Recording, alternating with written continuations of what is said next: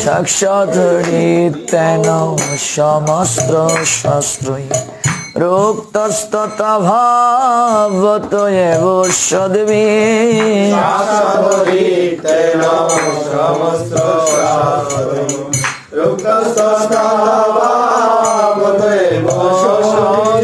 কিন্তু প্রভুর প্রিয় এব তস্য বন্দে গুরু শ্রী চরণারবিন্দ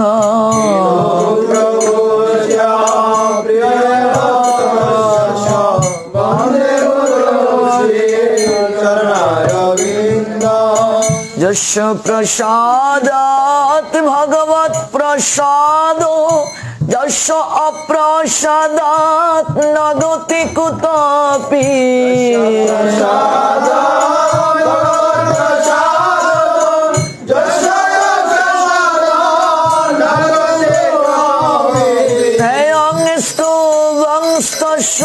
যশ শ্রী সঙ্গম বন্দে গুরু শ্রী চরণারবিন্দ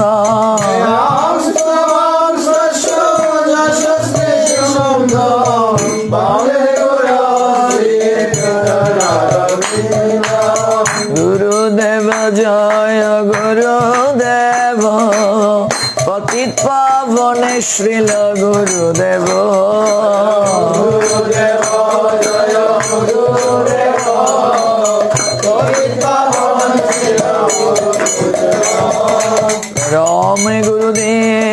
परम गुरुदेव परम गुरुदेव जय परम गुरुदेव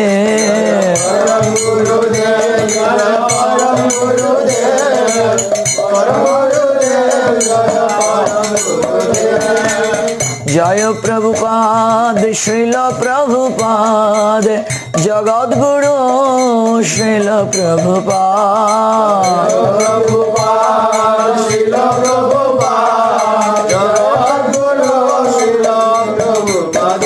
नित्य गौरी हरि बोले गौरी हरि बोले गौरी हरि बोले नित्य गौर हरि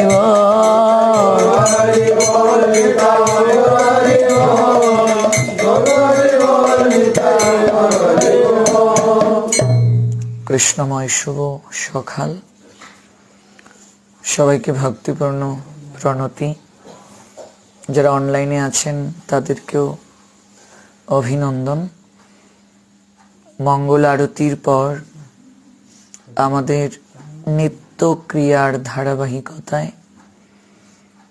এখন পারমার্থিক ক্লাস চলছে আমরা অবস্থান করছি নেত্রকোনা জেলা শহরে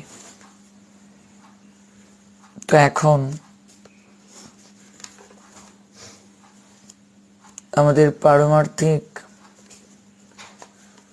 জগতে ভক্তিকে অগ্রসর করিয়ে নেয়ার নিমিত্তে আমাদের পূর্বতন আচার্য বৃন্দকে স্মরণ করছি আমরা গুরু পরম্পরা স্মরণ করছি সবাই সমস্বরে উচ্চারণ করুন কৃষ্ণ হইতে চতুর্মুখ হয় কৃষ্ণ সেবন মুখ ব্রহ্মা হইতে নারদের মতি নারদ হইতে বেশ মধ্ব কহে বেশদাস পূর্ণ প্রজ্ঞা পদ্ম নবগতি হরি মাধব বংশে অক্ষুব পরম বংশে শিষ্যবলি অঙ্গীকার করে অক্ষুবের শিষ্য জয় তীর্থ নামে পরিচয় তার দাস্যে জ্ঞান সিন্ধু তরে তা হইতে দয়ানিধি তার দাস বিদ্যানিধি রাজেনের মহিল হইতে তাহার কিঙ্কর জয় ধর্ম নামে পরিচয় পরম্পরা জান ভালো মতে জয় ধর্ম দাসে খ্যাতি শ্রী পুরুষোত্তম জ্যোতি তাহাতে ব্রাহ্মণ তীর্থ সরি ব্যাস তীর্থ তার দাস লক্ষ্মীপতি বেশর অমিতে মাধবেনের পুরী মাধবেনের পরিবার শিষ্যবর শ্রীশ্বর নিত্যানন্দ শ্রী অদ্বৈত বিভু ঈশ্বর পুরীকে ধন্য করিলেন শ্রী চৈতন্য জগৎ গুরু গৌর মহাপ্রভু মহাপ্রভু শ্রী চৈতন্য রাধা কৃষ্ণ নহে অন্য রূপানুগ জনের জীবন বিশ্বম্বর প্রিয়ঙ্কর শ্রী স্বরূপ দামোদর শ্রী গোস্বামীর সনাতন রূপ প্রিয় মহাজন জীবন গুণাতন তার প্রিয় কবি কৃষ্ণদাস কৃষ্ণদাস প্রিয় নরোত্তম সেবাপ যার পদ বিশ্বনাথ আস বিশ্বনাথ ভক্ত সাত বলদেব জগন্নাথ তার প্রিয় শ্রী ভক্তি বিনোদ মহাভাগবত শ্রী গৌর কিশোর হরিভাজনেতে যার শিভার শোভান বিবরা সদা সেবা পরা তাহার দ্বৈত দর্শনাম প্রভুপাদ প্রিয়জন শ্রী ভক্তি কুসুম শ্রম সারস্বত তীর্থ জড়ধাম শ্রী ভক্তি প্রপন্ন জ্যোতি দ্বৈত ধন্য ভূষণতি রাধা কৃষ্ণ গুণ জড়গান যুগল পদে যে ভজতি সে চরণে রঘুমতি রাধা কুণ্ড নিত্য জড়ধাম এই সব হরিজন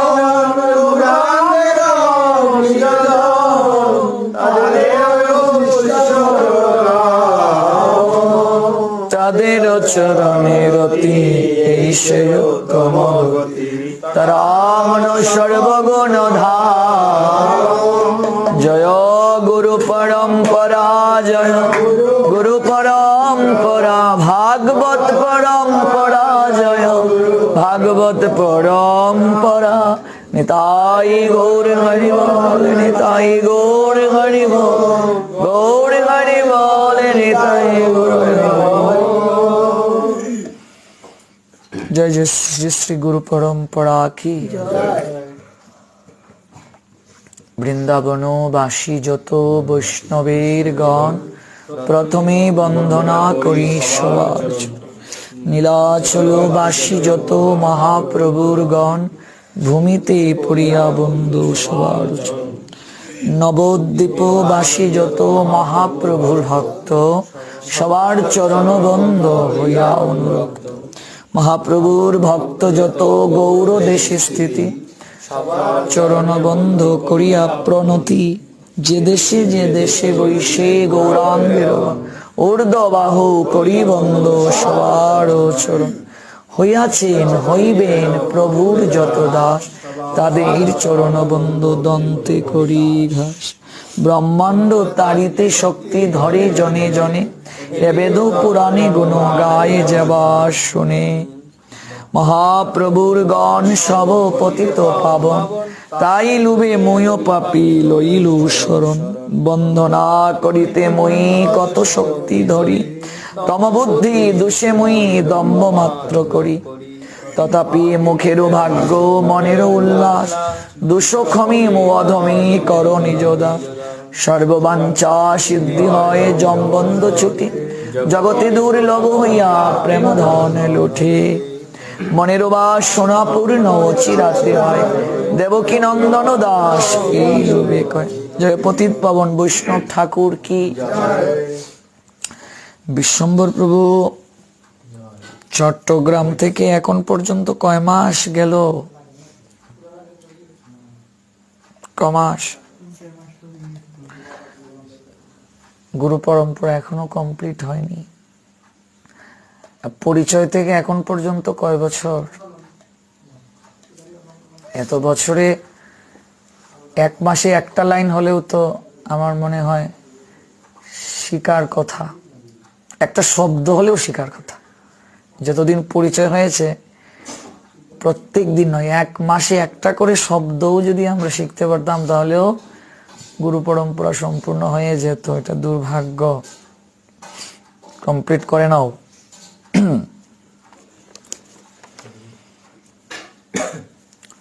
জীব জাগো, জীব জাগো, গোরা চাঁদ বলি, কত নিদ্রা যাও মায়া পিশাচির। ভজিব বলিয়া এসি সংসার ভিতরে, ভুলিয়া রহিলে তুমি অবিদ্যার ভরে। তোমারে লইতে আমি হইনু অবতার, আমি বিনা বন্ধু আর কে আছে তোমার। এনেছি ঔষধি মায়া নাশিবার লাগি, হরিনাম মহামন্ত্র লও তুমি মাগি। ভকতি বিনোদ প্রভু চরণে পড়িয়া, সেই হরিনাম মন্ত্র লইল মগিয়া। এখন আমরা উচ্ছ্বাস কীর্তনটা সমস্বরে বলবো। কবে শ্রী চৈতন্য মোরে করিবেন দয়া, কবে আমি পাইব বৈষ্ণব পদ ছায়া। কবে আমি ছাড়িব এই বিষয় অভিমান, কবে বিষ্ণু জনে আমি করিব সম্মান।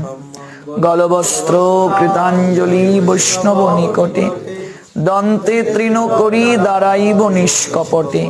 কাঁদিয়া কাঁদিয়া জানাইব দুঃখ গ্রাম, সংসার অনল হইতে কবে মাগিব বিশ্রাম। শুনিয়া আমার দুঃখ বৈষ্ণব ঠাকুর, আমা লাগি কৃষ্ণে আবে দিবেন প্রচুর। বৈষ্ণবের আবেদনে কৃষ্ণ দয়াময়, এহেন পামর প্রতি হবেন সদয়। বিনোদের নিবেদন বৈষ্ণব চরণে, কৃপা করি সঙ্গে লহ এই অকিঞ্চনে। অকিঞ্চন শব্দের অর্থ কি? অনেকে আকিঞ্চন বলে, এই জায়গায় এটা ভুল। আকিঞ্চন শব্দের অর্থ আশা, আর অকিঞ্চন শব্দের অর্থ পতিত, পামর, কাঙ্গাল। কৃপা করি সঙ্গে লহ এই অকিঞ্চন, এই পামরকে পতিতকে কৃপা করে সঙ্গে গ্রহণ করো। গতকাল আমরা যেখানে মহাজনদের চরিত অমৃত আস্বাদনের বিশ্রাম টেনেছিলাম, সেখান থেকে কিছুটা সময় আমরা আস্বাদন করব। আমাদের সারস্বত পরিবারের একটা বিধি আছে। সারস্বত গৌড়ীয় পরিবারে মঙ্গল আরতির পর প্রত্যহ গৌর পার্শ্বদের একটি করে চরিতামৃত আস্বাদন করা হয় প্রত্যেকটি গৌড়ীয় মঠে। তো আমরাও তারই ধারাবাহিকতায় ঈশ্বর পরিপাদের চরিতামৃত আস্বাদন করছি। ঋষিকেশ প্রভু কি অসুস্থ? দেখেছিলে? আচ্ছা, অসুস্থ হলে অন্য কথা। তাহলে এবার আমরা মূল পর্যায়ে যাচ্ছি। আমরা জেনেছিলাম ঈশ্বর পরিপাদ এক মাসের জন্য তিনি অবস্থান করছেন একজন ভক্তের গৃহে। সেই ভক্তের নাম কি? ধ্রুব কালকে ক্লাসে ছিলে? সইত নয়, ছিল না। ঈশ্বর পরিপাদ এক মাসের জন্য, হ্যাঁ, গোপীনাথ আচার্য। ঈশ্বর পরিপাদ একজনের গৃহে অবস্থান করছেন। তিনি কে? গোপীনাথ আচার্য। আমরা এই পর্যন্ত গতকাল আস্বাদন করছিলাম। সেখানে এক মাস অবস্থান করছেন। নিমাই পণ্ডিত, তখন তো তিনি মহাপ্রভু হননি, সন্ন্যাস নেননি। তিনি প্রত্যহ গোপীনাথ আচার্যের গৃহে ঈশ্বর পরিপাদকে দর্শন করতে যান, প্রণাম দিতে যান। আর সেখানে আনন্দের হাট বসলো। দলে দলে লোক গোপীনাথ আচার্যের গৃহে ভিড় করতে শুরু করলো। প্রকৃত সাধু যেখানে অবস্থান করবেন সেখানেই একটা আনন্দের বাজার হয়ে যাবে। চুম্বক যেমন লৌহদণ্ডকে আকর্ষণ করে নিয়ে আসে, তেমনি প্রকৃত সাধু যেখানে অবস্থান করবেন অগণিত ভক্ত চলে আসবে। তার শ্রীমুখে হরিকথা শ্রবণের জন্য অগণিত ভক্ত চলে আসবে। হেমিলিয়নের বাসিওলার গল্প তো আমরা জানি, পিছনে পিছনে ছুটছিল সবাই। তিনিও তেমন সবাইকে তার হরিকথার বংশীর ধ্বনি দ্বারা আকর্ষণ করে নিয়ে আসবেন। এটাই প্রকৃত সাধুর প্রথম বৈশিষ্ট্য। এর জন্য সাধুকে কখনো চোখ দ্বারা চিনা যায় না। সাধুকে কি দিয়ে চিনতে হয় বিকাশ প্রভু? কর্ণ দ্বারা, এই দুটো কান দ্বারা।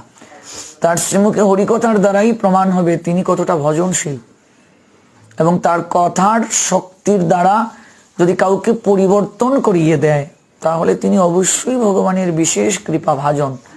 যেন প্রকৃত সাধু কি বসন পড়ছেন, কি ভূষণ, তার কি আছে, অঙ্গ প্রত্যঙ্গ সচল না বিকল, এই নিয়ে বিচার্য নয়।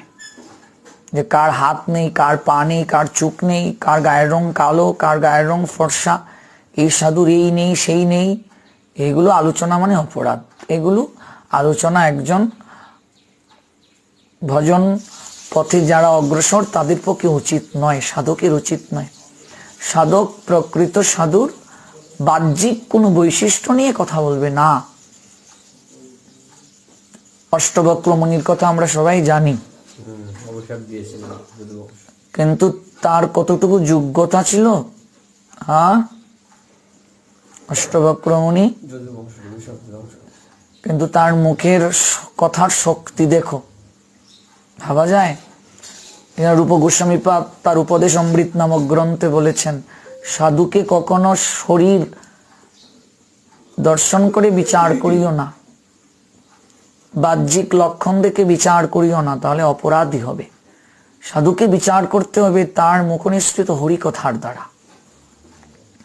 শাস্ত্র বিচার দ্বারা। তার মুখে হরিকথা শুনলেই বোঝা যাবে তিনি কতটুকু ভজনশীল। তার আচরণ দ্বারা বিচার করতে হবে। এই চোখ দিয়ে আমি সাধুকে কি করে চিনবো? রাবণও তো সাধুর বেশ ধারণ করে এসেছিলেন, ধ্রুব নাকি? রাবণ সাধুর বেশ ধারণ করে এসেছিলেন না?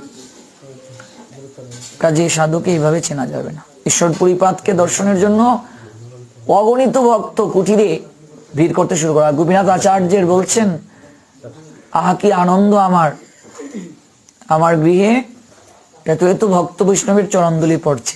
সাধু যেখানে থাকবেন আরো অন্য সাধুরা আসবেন কি আসবেন না সেই গৃহে? এই যে যারা নোয়াখালী থেকে এসেছে, বিভিন্ন জেলা থেকে এসেছে, যদি এই ভাগবত পাঠ না থাকতো কখনো কেউ আসতো এখানে? এত এত সাধু বৈষ্ণবের চরণদুলি এই গৃহে পড়তো। সাধু যেখানে থাকবে অনেক সাধুর সমাগম সেখানে হবে। বৈষ্ণব সঙ্গেতে মন আনন্দিত অনুক্ষণ, সদা হয় কৃষ্ণ প্রসঙ্গ। এই জন্য গোপীনাথ আচার্যের গৃহে একটা আনন্দের বাজার বসলো, এবং গোপীনাথ আচার্য যিনি গৃহকর্তা তার আনন্দের সীমা নেই। ভক্ত যেদিন গৃহে আসে না সেদিনই গৃহস্থ ভক্তের দুঃখ হওয়ার কথা, যে আজ আমি ভক্ত দর্শন করতে পারিনি, সেবা করতে পারিনি। নিমাই পণ্ডিত প্রতিদিন এসে প্রণাম করেন, হরিকথা শ্রবণ করে আনন্দ পান। ভক্ত গদাধর রোজ সন্ধ্যায় একটা পুঁথি সকলকে পড়িয়ে শোনান। আমরা গতকাল জেনেছিলাম গদাধর দুজন, একজন গদাধর পণ্ডিত আর একজন গদাধর দাস। গদাধর পণ্ডিত হচ্ছেন স্বয়ং রাধারানী। একদিন ঈশ্বর পরিপাত নিমাইকে বললেন, নিমাই তুমি তো অনেক বড় পণ্ডিত, টুল পরিচালনাও করছো, আমি একটি কৃষ্ণলীলা অমৃত পুঁথি লিখেছি। আগেরকার সময় বলা হতো পুঁথি, পুঁথি পড়তো, তখন তো আর এরকম ছাপাখানা আবিষ্কৃত হয়নি, গ্রন্থ আকারে বের হওয়ার সুযোগ ছিল না। তো আমি একটা পুঁথি লিখেছি,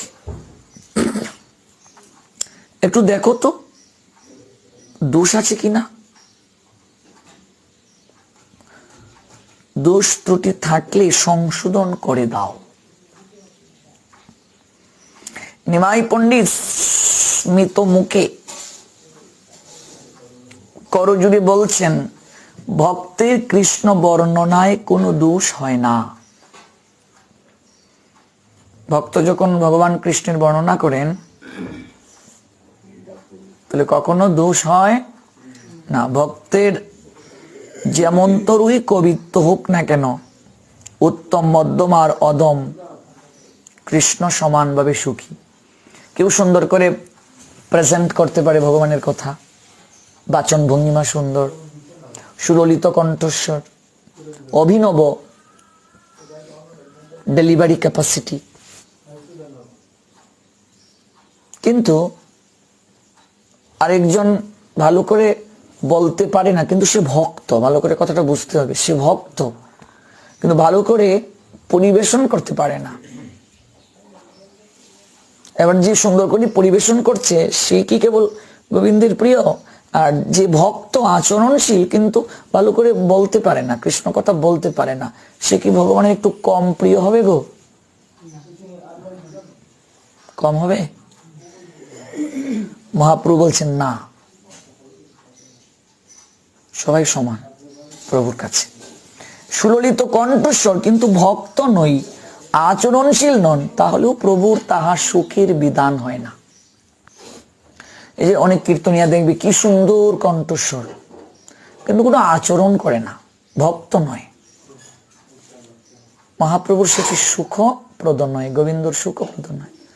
তাহলে এই কথা থেকে জানা গেল ভক্তিটাই আমাদের মুখ্য, আচরণটাই আমাদের মুখ্য, সদাচার জীবন যাপনটাই আমাদের জন্য মুখ্য, এটি আমাদের মুখ্য, এটার বাহিরে গেলে হবে না।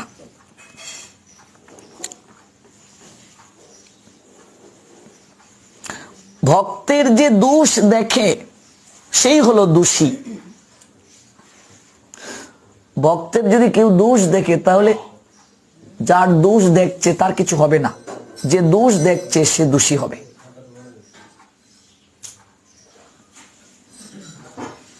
কেউ যদি নিন্দা করে, যার নিন্দা করছে তার সকল ময়লা পরিষ্কার হয়ে যাবে। আর যার নিন্দা করছে তার কি হবে? ময়লা পরিষ্কার হবে। আর যে নিন্দা করছে তার অ্যাকাউন্টে সকল ময়লা এসে প্রবেশ করবে। কারো অ্যাকাউন্ট যদি অনেক ফাঁকা থাকে, কিছু নেই অ্যাকাউন্টে, তাহলে সকালবেলা থেকেই নিন্দা বন্দনা শুরু করে দাও। বিশ্বপ্রভু সকালবেলা থেকে নিন্দা বন্দনা শুরু করলে তার অ্যাকাউন্টের যত পাপ আছে, ময়লা আছে, আবর্জনা আছে, কি হবে? ভেতরে দ্রব্য কি হবে? নিন্দা করেও কেউ কেউ সুখ পায়, আনন্দ পায়,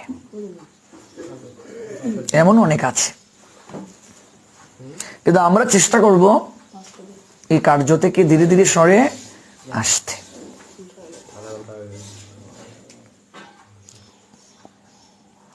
ভগবান কৃষ্ণ ভাষা দেখেন না, নিমাই পণ্ডিত বলছেন, ভাব দেখেন।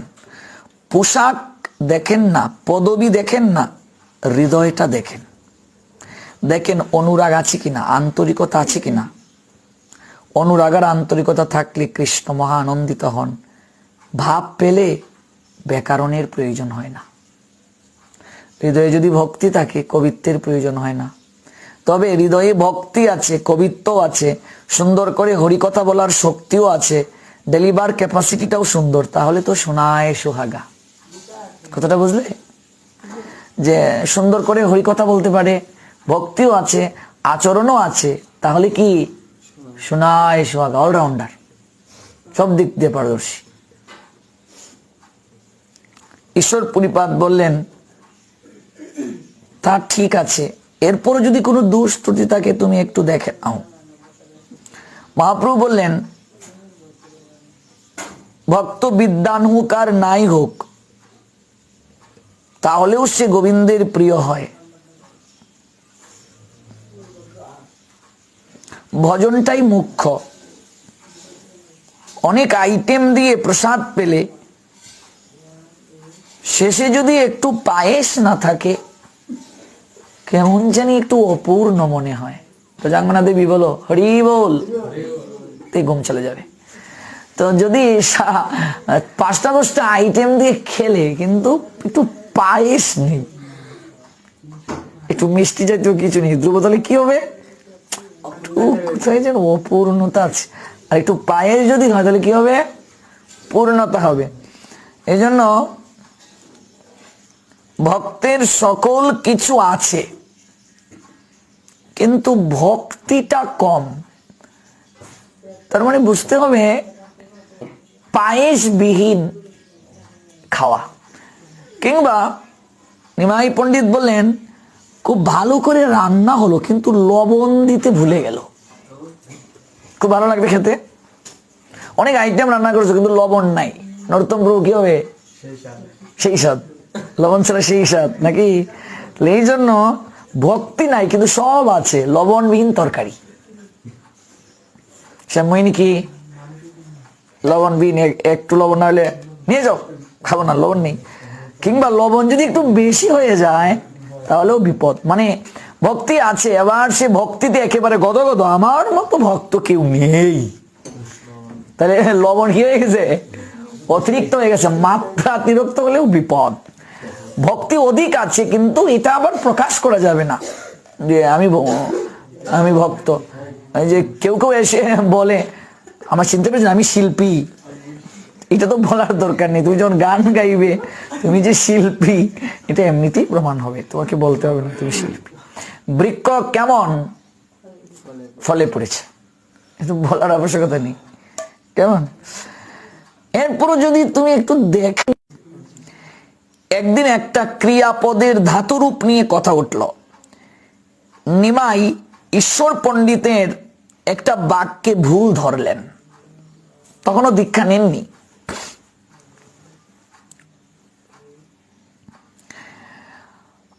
আত্মনেপদী একটা ধাতু, এই জায়গায় নিমাই বললেন এটা হবে পরস্মৈপদী। ঈশ্বরপুরীবাদ সারা রাত্রি বিচার করলেন। পরদিন আবার নিমাই পণ্ডিতের সঙ্গে দেখা হলো। ঈশ্বরপুরী বললেন নিমাই তুমি ভুল বলছো, এটা আত্মনেপদী হবে। নিমাই পণ্ডিত জানেন ঈশ্বরপুরী যা বলছেন তা নয়, ব্যাকরণের দৃষ্টিতে তিনি যা বলছেন তাই ঠিক। কিন্তু নিমাই পণ্ডিত ভুলটাকেও মেনে নিলেন, কারণ ভগবান চিরকাল তার ভক্তকেই জয়ী করেন। যেহেতু ঈশ্বর পরিপাতকে তিনি গুরু রূপে দেখছেন, তাই গুরুদেব যা বলছেন সেটিকেই তিনি গ্রহণ করলেন। কি বুঝলে অনিন্দময় প্রভু? অত্যন্ত চমৎকার একটা কথা, বলো তো বুঝলেটা কি? বুঝলে বলো, সৈতনয় বললো তো কি বুঝলে? মহাপ্রভু যা বলছেন এটাই তো ঠিক, কিন্তু ঈশ্বর পরিপাতকে তিনি তো গুরু জ্ঞান করছেন। যদিও ঈশ্বর পরিপাতের এই সব ধাতু জাত এই শব্দটা এখানে ভুল নয়, তিনি একটা দৃষ্টিতে এটা লিখেছেন, কিন্তু নিমাই পণ্ডিত অর্থাৎ মহাপ্রভু ভাবছেন এখানে এটা হলেই সর্বশ্রেষ্ঠ, এটাই ঠিক এই জায়গায়। এরপর দিন আসলেন, বলছেন নিমাই তুমি যা বলছো ভুল, আমারটা ঠিক।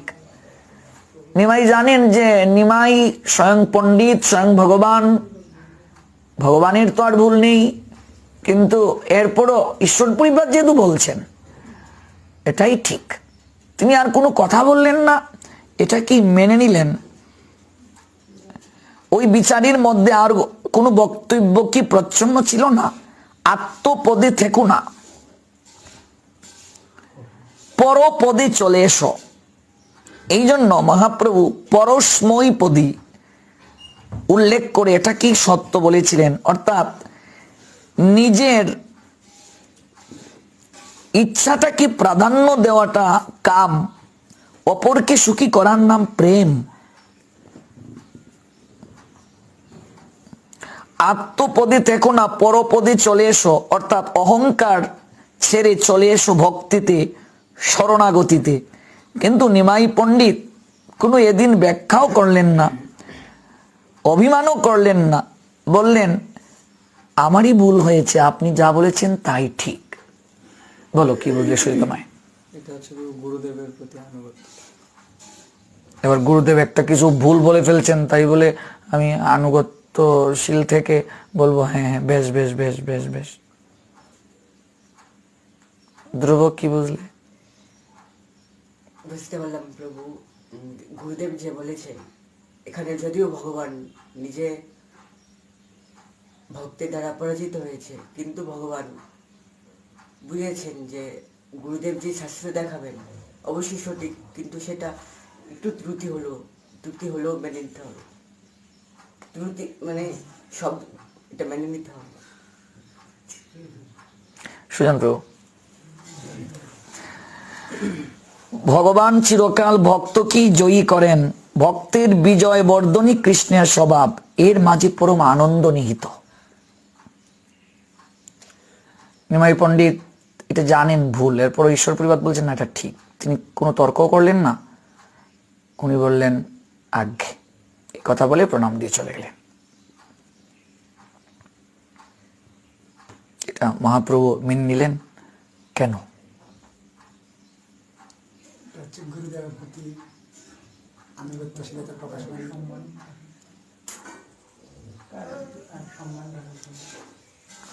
রামচন্দ্র পুরী এবং এই শ্রীনিবাস আচার্য গুরু শিষ্য।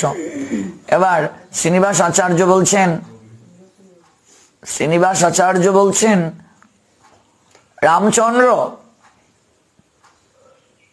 আমি সর্প দেখতে পাচ্ছি, একটা দড়িকে বলছেন আমি সর্প দেখতে পাচ্ছি। এবার রামচন্দ্র কবিরাজ শ্রীনিবাস আচার্যের দিকে তাকিয়ে বলছেন গুরুদেব আমি সর্পই দেখতে পাচ্ছি। দড়িটাকেই বলছেন কি আমি সর্পই দেখতে পাচ্ছি। একটু পরে আবার শ্রীনিবাস আচার্য বললেন রামচন্দ্র আমি সর্প নয় দড়ি দেখতে পাচ্ছি। এবার রামচন্দ্র কবিরাজ বলছেন গুরুদেব আমি দড়ি দেখতে পাচ্ছি। নরোত্তম কি বুঝলে বলো তো? শ্রীনিবাস আচার্য বলছেন আমি দড়ি দেখতে পাচ্ছি, তোমার বলছেন দড়ি দেখতে পাচ্ছি, আমি সর্প দেখতে পাচ্ছি, তিনি বলছেন আমি সর্প দেখতে পাচ্ছি। এটাদের কি বুঝলে? হ্যাঁ, গুরু মুখ পদ্ম বাক্য চিত্তেতে করিয়া ঐক্য, আর না করিও মনে আশা। গুরুদেব যা বলবেন, যথার্থ গুরুদেব যা বলবেন, যে কোনো গুরু নয়, আচরণহীন গুরু নয়, যথার্থ গুরুদেব যা বলবেন তার মুখের ভাষাটাই শাস্ত্র। তবে তার মন গড়া কোনো কথা বললে হবে না, আচরণহীন গুরু যে কোনো কথা বললে তা হবে না। যিনি প্রকৃত ভজনশীল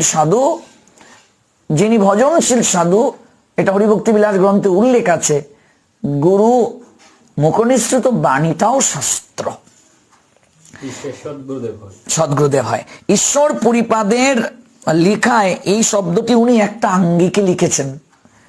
আর নিমাই পণ্ডিত এটার দ্বারা বোঝাতে চেয়েছিলেন যে আত্মপদে না থেকে চলে এসো, অহংকার ছেড়ে ভক্তিতে চলে আসো, শরণাগতিতে চলে আসো, এটাই এই জায়গায় যথাযথ হয়। কিন্তু গুরুদেব যে ভাবনা এটা বলেছেন, স্বয়ং ভগবান তিনি নিজে পরাজিত হয়ে তার ভক্তকে কি করলেন?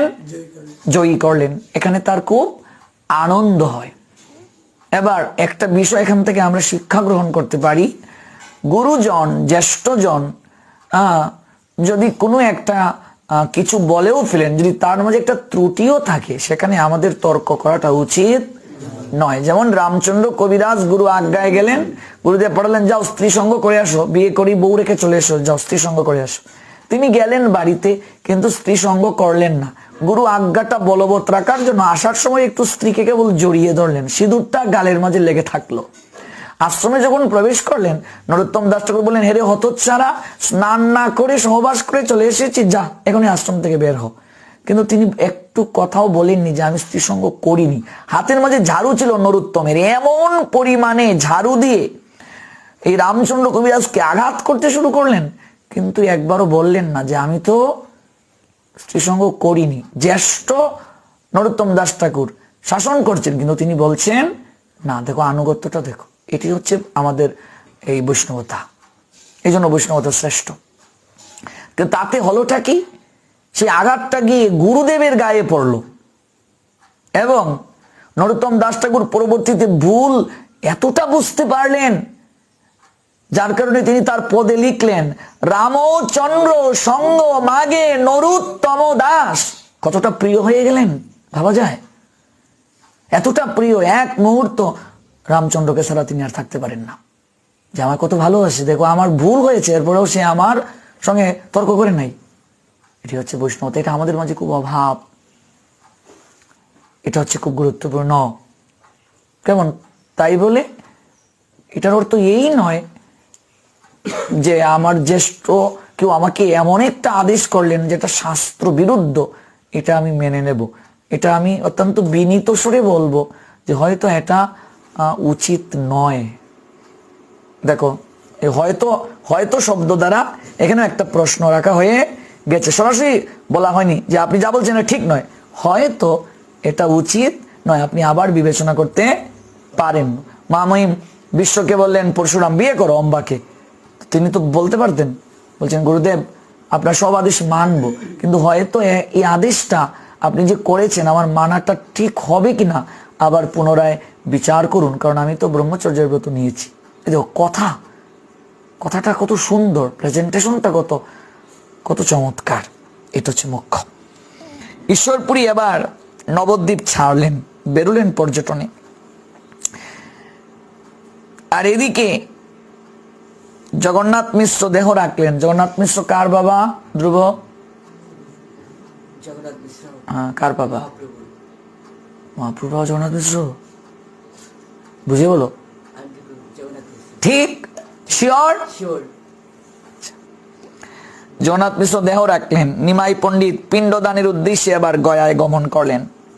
গয়ার মহিমা বর্ণন শুনতে শুনতে জেগেছে প্রেমাবেশ, আর বিষ্ণুর চরণ দর্শনের সঙ্গে সঙ্গেই তার জেগেছে মহাভাব। এখানে আরেকটা বিষয় তোমরা জেনে রাখো, গয়াতে যাওয়ার আগে নিমাই পণ্ডিত কিন্তু এতটা, অর্থাৎ মহাপ্রভু এতটা ভক্তির লীলা প্রকাশ করেন নাই। যদি কেউ গঙ্গা পূজা করতে যেত, নিমাই তখন সেই প্রসাদ নিজে খেয়ে নিতেন, বলতেন এই তোরা যার পুজো করছিস তার প্রতি আমার পূজা কর। আর যারা সাধু বৈষ্ণব ছিলেন ওদেরকে তিনি একটু একটু করে খেপাতেন। আর শ্রীবাস বলতেন তুমি যদি কোনোদিন বৈষ্ণব হতে আমার মতো আনন্দ কারো হতো না। আর কারো কারো শিখা ধরে টানও দিতেন, কেমন মজা করতেন। অনেকেই বলবে মা মহাপ্রভুর যদি এরকম ভাব থাকে তাহলে তিনি কি করে ভগবান, আমাকে ভোলার একজন প্রশ্ন করেছিলেন। এখানেও আরেকটা চমৎকার পরিমাণে শিক্ষা আছে। গয়াতে যাওয়ার আগে নিমাই পণ্ডিত টুলে পড়াশোনা করাতেন, ন্যায় শাস্ত্র নিয়ে, প্রেম ছিল না, ভক্তি ছিল না, যুক্তি তর্ক ইত্যাদি করতেন। কিন্তু যেদিন থেকে গুরুচরণে শরণ নিলেন, গুরুদেব কৃপা করলেন, সেদিন থেকেই তিনি ভক্তি ভাবে ভাবাপন্ন হয়ে কৃষ্ণ কৃষ্ণ বলে কাঁদতে শুরু করলেন।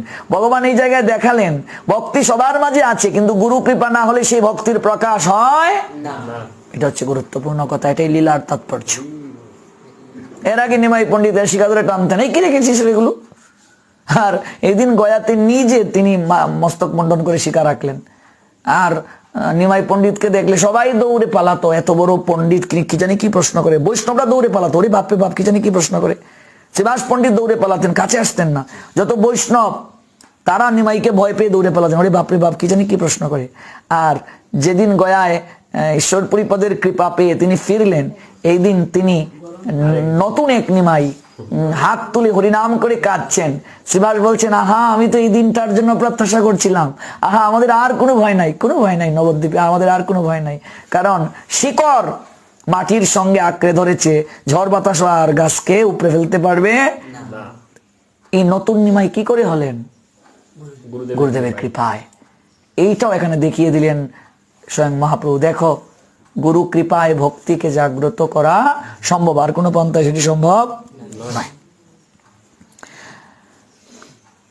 তখন তার শ্বেদ অশ্রুকম্প পুলক নর্তন কীর্তন ইত্যাদিতে মাতুয়ারা ভাব, অশ্রু দ্বারা অবিচ্ছন্ন। কি আশ্চর্য! নিমা ঈশ্বরপুরীর পায়ে লুটিয়ে পড়লেন, আর গয়ায় আসা সফল হলো আমার আপনার চরণ দর্শন করে। তীর্থে পিণ্ড দিলে যার উদ্দেশ্যে পিণ্ড দেয়া হয় সেই ব্যক্তি কেবল উদ্ধার প্রাপ্ত হয়, কিন্তু আপনাকে দর্শন করলে কোটি পিতৃপুরুষগণের মুক্তি হয়। আপনি মঙ্গল প্রদান, সকল তীর্থের পরম তীর্থ। আমাকে এই সংসার সমুদ্র থেকে আপনি রক্ষা করুন, আমাকে কৃষ্ণ প্রেমরস পান করতে দিন। ঈশ্বরপুরী বললেন, তুমি যে ঈশ্বর অংশ তাতে কোনো সন্দেহ নেই। এই অপরূপ রূপ, অপার্থিব চরিত্র, এই কথা বলো না, আর অলৌকিক বিদ্যা আর কিছুতেই সম্ভব নয়। কাল রাতে নিদ্রা করে আমি স্বপ্ন দেখছিলাম, আজ গয়া এসে তার সাক্ষাৎ ফল লাভ করলাম। যেদিন নবদ্বীপে প্রথম তোমাকে দেখি, সেদিন থেকেই তুমি ছাড়া আমি আর কিছু ভাবতে পারছি না। কৃষ্ণ দর্শনের সুখ একমাত্র তোমাকে দেখি আমার মনে হলো। আহা কি ভাগ্য! নির্মল নয়নে হাসলো। সর্ব পরিস্থিতিতে যে নিজেকে মানিয়ে নিতে না পারে বিশ্বম্বর, সে সমাজে চলার যোগ্য নয়। আমি একবার পাঠে গিয়েছিলাম, একটা পাগল এসে আমার পাঠের এখানে এরকম অঙ্গভঙ্গি করছে, এরকম অঙ্গভঙ্গি করছে, সব শ্রোতারা হাসছে, আমার তো একটু হাসি উঠলো না। কারণটা কি? একটা প্রকৃত মানুষ হওয়া এত সহজ নয়। মানবিক গুণাবলীটা ইম্পর্টেন্ট, অনিন্দময়। শুধু চেহারা আকৃতিতে মানুষ হবে না। আমি সেদিন থেকেই তোমার আশায় পৌঁছে রয়েছিলাম। তোমাকে দর্শনের সঙ্গে সঙ্গে হৃদয়ে কি প্রীতি, হৃদয়ে কি ভক্তি অনুভব হলো। ঈশ্বর দর্শনে আহা কি আনন্দ! তোমাকে দর্শন না করলে উপলব্ধি হতো না। কৃষ্ণ নাম করতে আমি এখন আরো অধিক আনন্দ পাচ্ছি। তীর্থ শ্রাদ্ধ শেষ হবার পর নিমাই পণ্ডিত রান্না করতে বসলেন। কৃষ্ণ নাম করতে করতে ঈশ্বরপুরী সেখানে এলেন। ঈশ্বরপুরীকে নিজের হাতে রন্ধন করে নিমাই পণ্ডিত প্রসাদ পাওয়ালেন।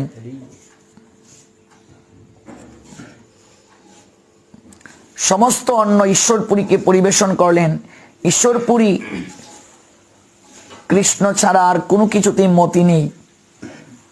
ঈশ্বরপুরীকে খাইয়ে নিজে প্রসাদ গ্রহণ করলেন।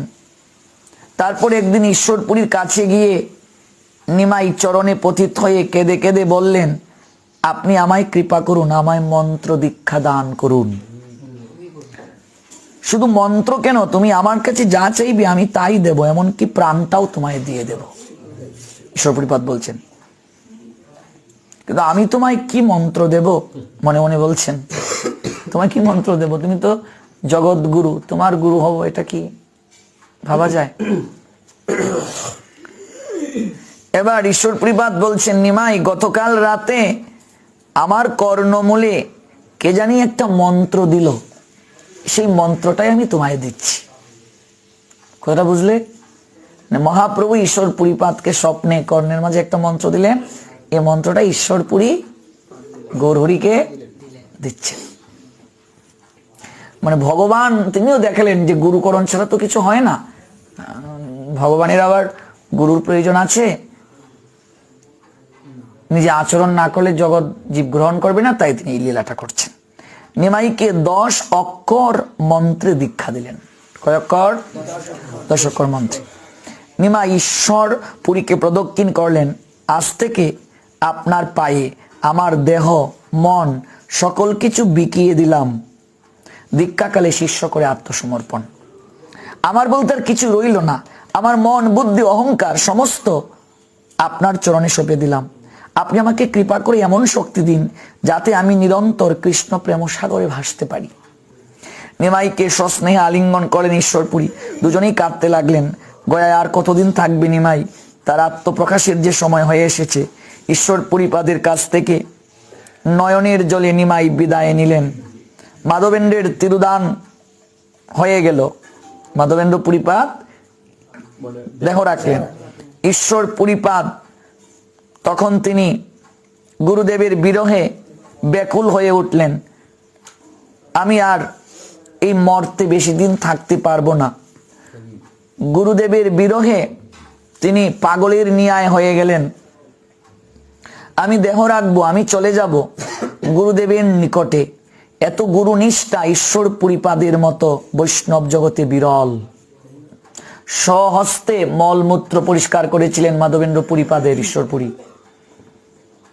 আর এত সেবা করেছিলেন যার কারণে মাধবেন্দ্র পুরীপাদ বললেন, আমার শরীরে যত, মনে যত প্রেম ভক্তি আছে সব তোমায় আমি দান করে গেলাম। এই কথা শোনার সঙ্গে সঙ্গে গোবিন্দ দাস আর কাশীশ্বর গোসাই কাঁদতে শুরু করলেন। দুজন শিষ্য কাঁদতে শুরু করছেন, গুরুদেব আপনি যদি চলে যান আমরা কার কাছে যাব, কাকে নিয়ে থাকব? ঈশ্বরপুরীপাদ বললেন, আমি আমার গুরুদেবের বিরহে প্রাণ রাখতে পারছি না। এই জগতে তার মতো দুঃখী আর কেউ নয় যে শিষ্যের জীবনে গুরুদেব দেহলীলা সংবরণ করে চলে যান। তার মতো দুঃখী আর কেউ নেই। গুরুদেব বপু জগতে রাখার সময় যদি শিষ্য আশিস প্রাপ্ত হয়ে যান সেটিও তার সৌভাগ্য। মানে শরীর প্রাপ্ত হয়ে যাচ্ছে, তখনও যদি সেই কোনো শিষ্যকে আশিস দিয়ে যান সেটাও পরম প্রাপ্তি। গুরুদেব থাকার পর যে শিষ্য তার সেবা করলো না, তার কাছ থেকে জ্ঞান উপদেশ গ্রহণ করলো না, গুরুদেবের অবর্তমানে সেই শিষ্য উপলব্ধি করতে পারবে রতন পেয়েও সে গ্রহণ করলো না। কি বুঝলে? সুবিধা নয়? গুরুদেব আছেন কিন্তু তার কাছ থেকে জ্ঞান উপদেশ নিলে না, আমি নেওয়ার জন্য প্রয়াস করলাম না, কিন্তু গুরুদেব যখন চলে যাবেন তখন উপলব্ধি হবে যে আমার কাছে রতন ছিল কিন্তু আমি সেটা কি করতে পারলাম না, গ্রহণ করতে পারলাম না।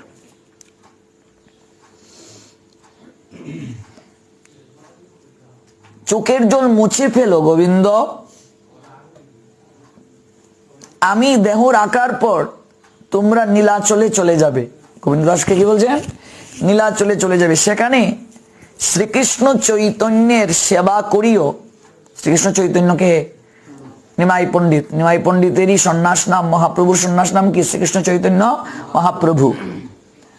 তোমরা কি জানো, তোমরা যার নাম করছো সেই গোলক বিহারী কৃষ্ণই জীব উদ্ধারের জন্য নদিয়ায় গৌরাঙ্গ রূপে আবির্ভূত হয়েছেন, আর তিনি সম্প্রতি নীলাচলে আছেন।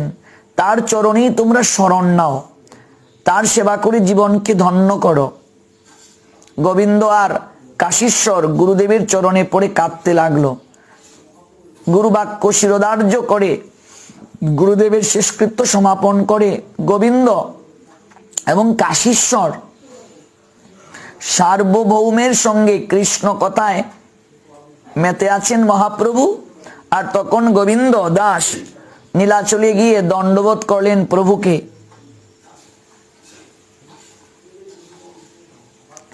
মহাপ্রভু বললেন, আপনি কে? গোবিন্দ দাসকে প্রণাম দিয়েছে। এই যে গোবিন্দ দাস আমরা যার লীলা শ্রবণ করি, যিনি চরণ সেবা করতেন মহাপ্রভুর, মহাপ্রভু বলছেন আপনি কে? বলেন, আমি ঈশ্বর পুরীপাদের বৃত্ত, আমি ঈশ্বর পুরীপাদের বৃত্ত, আমি তাহার অঙ্গ সেবক। আমি তার কি? কথাটা শোনার সঙ্গে সঙ্গেই মহাপ্রভু দাঁড়িয়ে গেলেন। গুরুদেবের যে অঙ্গ সেবক সেও গুরুর ন্যায় পূজ্য। কথাটা বুঝলে? গুরুদেবের যে সেবক তাকেও গুরুর ন্যায় শ্রদ্ধা করতে হবে। কথাটা শুনে সঙ্গে সঙ্গে সঙ্গে মহাপ্রভু দাঁড়িয়ে গেলেন, আসন ছেড়ে প্রণাম দিতে গেলেন। কি করতে গেলেন? প্রণাম দিতে গেলেন। গুরুদেবের যে বৃত্ত সেও গুরুর ন্যায় পূজ্য, সেও গুরুর ন্যায় সম্মানের। আপনি কৃপা করে আমার প্রণাম গ্রহণ করুন। কে বলছেন? মহাপ্রভু বলছেন। গোবিন্দ দাস করজুড়ে বললেন, আপনি আমাকে প্রণাম দেবেন না, আমি আপনার সেবক হওয়ার জন্য আপনার চরণে আশ্রয় নিতে এসেছি। শ্রী বিষ্ণু শ্রী বিষ্ণু কর্ণ দুটোকে ধরলেন। যিনি গুরুদেবের বপু সেবা করেছেন আর আমি তার চাকর হয়ে তার হস্তে সেবা গ্রহণ করে নরকগামী হতে পারবো না, মহাপ্রভু বলছেন। তখন শাস্ত্রের যুক্তিতে গোবিন্দ দাস বুঝিয়ে দিলেন, আপনি তো মহাপণ্ডিত, একটি কৃপা করে প্রশ্নের সমাধান করুন তো। শিষ্যের কি গুরু আজ্ঞা পালন উচিত নয়? গোবিন্দ দাস বলছেন, শিষ্যের কি গুরু আজ্ঞা পালন উচিত নয়?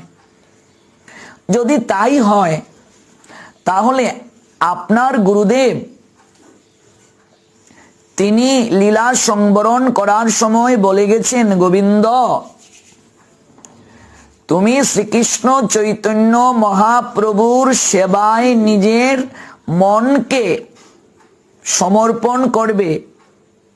এবার আপনি শাস্ত্রের বিচার করে আমাকে সিদ্ধান্ত দিন, আমার কি করা করণীয়। গৌরসুন্দর প্রভু আছো কি? হ্যাঁ, হাসছিলে কেন একটু আগে? বলছেন, কি করে আমি আপনার সেবা করতে পারি, এই জন্য আপনি আমায় শাস্ত্রের বিচারে সিদ্ধান্ত দিন। ঈশ্বর পুরীপাদ লীলা সংবরণের সময় বলে গেছেন। এবার মহাপ্রভু গোবিন্দ দাসের দিকে তাকিয়ে রইলেন, বললেন, তা কি করে হয়? আপনি গুরুদেবের সেবক ছিলেন, তাহার অন্তরঙ্গজন ছিলেন। যে কারো দ্বারা মহাত্মা মহাজনগণ বপু সেবা করান না। বপু মানে কি? শরীর। চরণ সেবা, শরীর মার্জন যে কাউকে দিয়ে করানো উচিত নয়।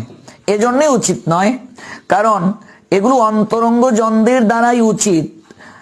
গাত্র মার্জন, চরণ সেবা করতে করতে সেই ব্যক্তি যদি গুরুদেবকে, বৈষ্ণবকে সাধারণ মানব জ্ঞান করে, তাহলে সে তৎক্ষণাৎ ভক্তি জগৎ থেকে পতন ঘটায়।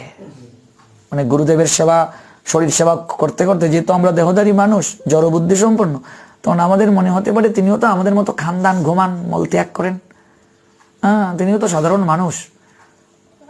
এই যে আমাদের গুরু মহারাজ একটা চমৎকার কথা বলতেন যখন আমরা সর্বপ্রথম এসেছি গুরু মহারাজের সঙ্গে সাক্ষাতে, যে 3 প্রকার ব্যক্তির খুব সহজে পতন হয়ে যায়। যারা বিগ্রহের সেবা করে, যারা গুরু সেবা করে, আর হচ্ছে যারা এই হরিকথা প্রচার করে। কারণ তারা এই সেবাগুলো করতে করতে করতে করতে হৃদয়ের মাঝে অহংকার নিয়ে আসে, আর তারা সাধারণ জ্ঞান করে, বিগ্রহকে জড়বস্তু ভাবতে শুরু করে, গুরু বৈষ্ণবকে সাধারণ মানুষ ভাবতে শুরু করে। আর ভগবানের কথা প্রচার করতে গিয়ে যখন সবাই তাকে সম্মান করে, শ্রদ্ধা করে, অর্থ দেয়, টাকা দেয়, প্রণামী দেয়, তখন মান, যশ, প্রতিষ্ঠা, এগুলো শুকরের বিষটা নিয়ে এগুলো এসে যায়। তখন আমাদের এগুলো থেকে বের হতে গেলে সমস্ত ক্রেডিটটা কারে দিতে হবে? গুরুদেবকে এবং বৈষ্ণবকে। তাহলে কি 3টা কার্য আমরা করবো না? করব, কিন্তু অত্যন্ত সাবধানের সঙ্গে। কি বললেন নরোত্তম দাস ঠাকুর? বন্ধময়ী, হ্যাঁ, সেবা করার আগে একটা সাবধান বার্তা দিলেন। এবার মহাপ্রভু ইতস্তত করছেন, কি করবেন কি করবেন না। আপনি মহাপণ্ডিত, সিদ্ধান্ত নিতে বিলম্ব করছেন, তাহলে আমি আসি? গোবিন্দ দাস বলছেন, না, তুমি যাবে না, গুরুদেবের ইচ্ছে পূরণ হোক, তুমি আসো। কেমন?